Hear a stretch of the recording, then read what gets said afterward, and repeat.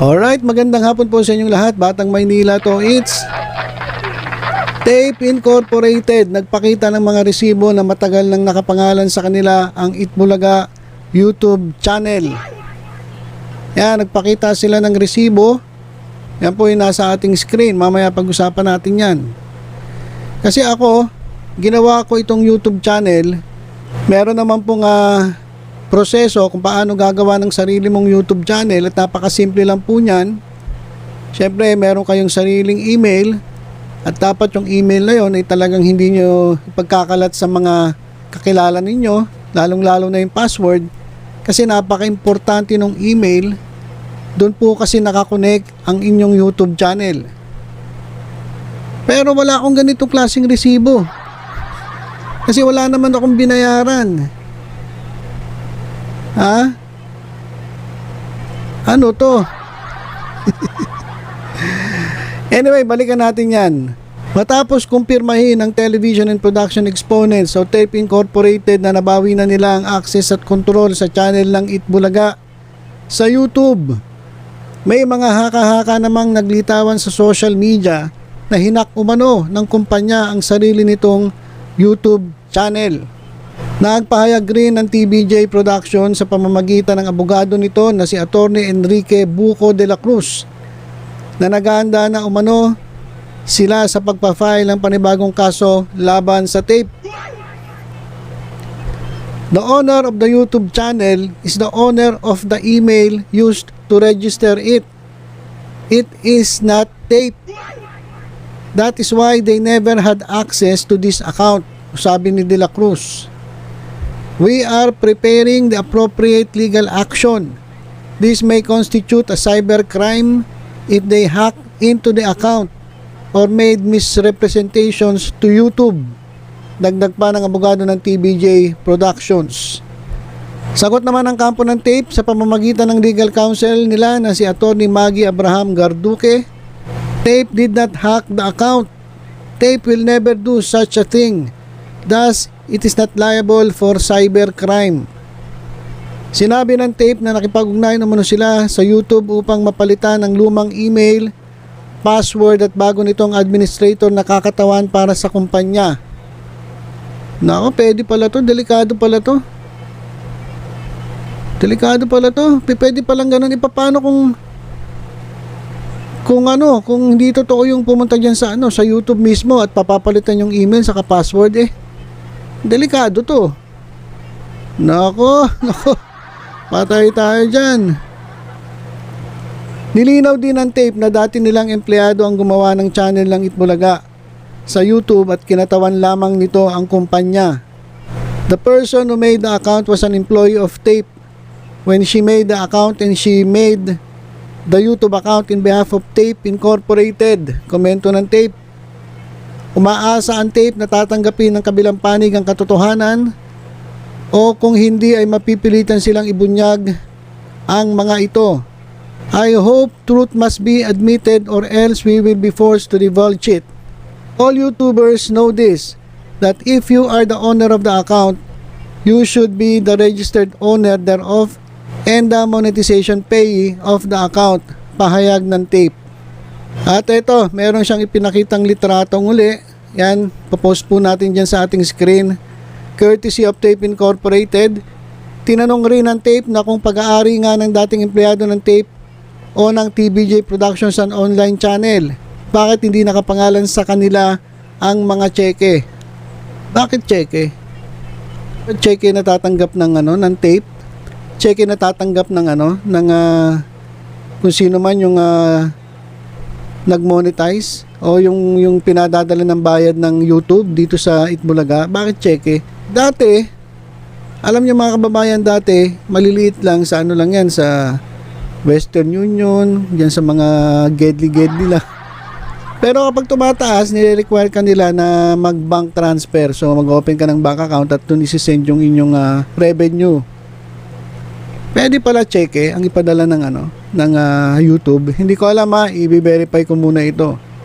Siguro baka milyones to each. Kaya cheque. Ewan ko, diretso tayo. If the former employee of Tape or TVJ are the real owners thereof, How come YouTube did not send any check under their names? So yung revenue pala pinapahatid ng Google po kasi ang nagpapasweldo Google AdSense. So hindi raw tumatanggap ng cheque itong mga nagsasabing sila ang may-ari. Ito nga raw sa parte ng TVJ. Ito raw mga cheque for its monetization was and is always under the name of Tape Incorporated. Dagdag pa ng tape. Ayan, ang dami pa. Meron pa yan. Ito pa. Makikita ko rin sa inyo. Makikita sa mga katibayan na ipinadala sa amin ng Tape Incorporated na nakapangalan nga sa kanila ang mga resibo at naka-address ang mga resibo sa kanilang opisina sa 79 Xavierville Avenue, Loyola Heights sa Quezon City. Katunayan nito na sa tape dumidiretso ang kita mula sa YouTube, Google Asia Pacific Pte. Limited at hindi sa dati nitong empleyado. Alright, so ganun ang nangyayari ngayon dyan sa Tape Incorporated. Yung email na ginamit ay dun sa empleyado, pero yung revenue pumapasok dito sa Tape Incorporated. Halimbawa nung sa akin, katulad ng Batang Maynila Toits, pwede ko namang ilagay yung aking revenue sa bank account ng gusto kong paglagyan ng bank account, not necessarily nakapangalan sa akin. Pero yung YouTube channel sa akin. Oh. Pwede naman yun Pero sino naman ang gagawa ng ganun? Alangan namang sa akin yung YouTube channel, sa akin yung email. Alangan namang sa ibang bangko ko ilagay yung revenue. Di ba? So, eto nako, matinding labanan ito sa korte. Kasi yung email malamang nakapangalan dun sa empleyado. Ito nga nandito sa TVJ, siguro kay Jennifer Hindi tayo sigurado pero malamang kay Jennifer yung email. Pero yung pera, yung revenue napupunta sa tape kasi yun ang niregister ni Jennifer natatanggap ng revenue. Malamang ganito ang nangyari dito. So yan ang paglalabanan ngayon ng tape at ng TVJ Productions. Pero ito lang naman yung nakakatakot. Ibig sabihin, kung merong lumapit ngayon sa YouTube at sinabi nila na sa amin yan, kasi dito nga pinapadala sa amin yung revenue. Ibig sabihin yung YouTube channel pwedeng mapunta sa kanila. Kung halimbawa ako nilagay ko lang sa kasi wala akong bank account so ginamit ko lang yung bank account ni kunyari ni Pedro. Ngayon pwede pa lang ang ni Pedro yung aking YouTube channel kasi papakita lang ni Pedro ako nakakatanggap ng revenue So, pwede palang gawin ni Pedro pumunta sa YouTube at sabihin niya, amin na yung email, babaguhin ko yung email. Kasi akin yan. Kasi ito nga katunayan ko. Pakita ko sa inyo. Ako tumatanggap ng revenue. Pwede naman na sa parte ko, halimbawa sa akin, pwede kong nilalagay lang dun kasi wala nga akong bank account. During that time na nag-register ako sa Google AdSense. Tapos, ito palang ginagamit ko na may-ari ng bank account, pwede pala siya pumunta sa sa YouTube. Sabihin niya, ako nagmamay-ari niyan. Ito katunayan, Papalitan ko yung email saka password. Delikado yan. Dapat, di ba dapat ang mangyayari, merong consent nung nagmamay-ari nung email.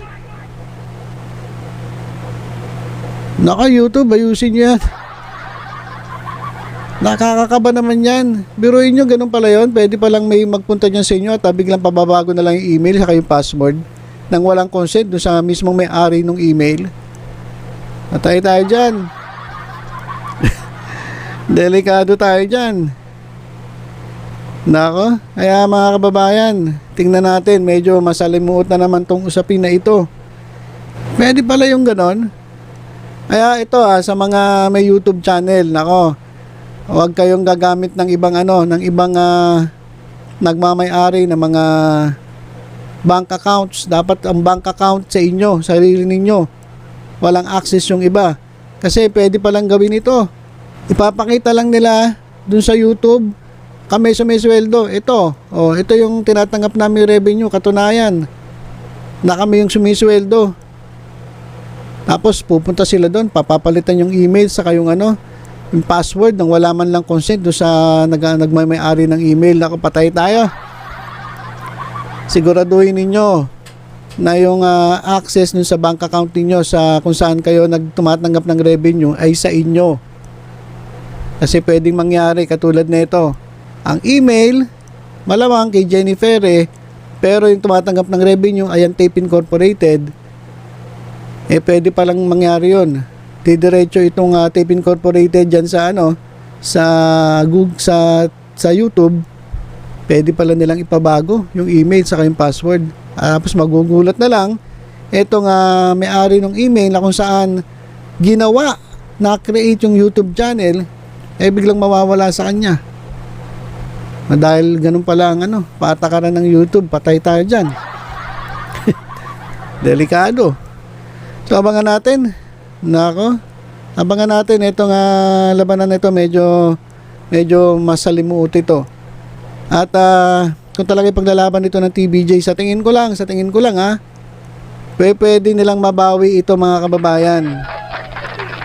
Pwede nila itong mabawi kasi yung email na-create yung YouTube channel dahil dun sa email na yon. Hindi naman Tape ang nag-create sila lang yung tumatanggap ng sweldo. Pero ang nag-create ng YouTube channel ay yung may-ari na malamang si Jennifer. Nako. So yun po muna, mga kababayan, abangan natin kung ano mangyayari dito. Nako, matinding labanan na naman ito sa korte. Ano ba yan? Wala nang katapusan. So for the meantime, abang-abang lang tayo. Habang nag-aabang, mag-iingat po tayo, masama po ang panahon at mahirap pong magkasakit. Kaya ingat po palagi.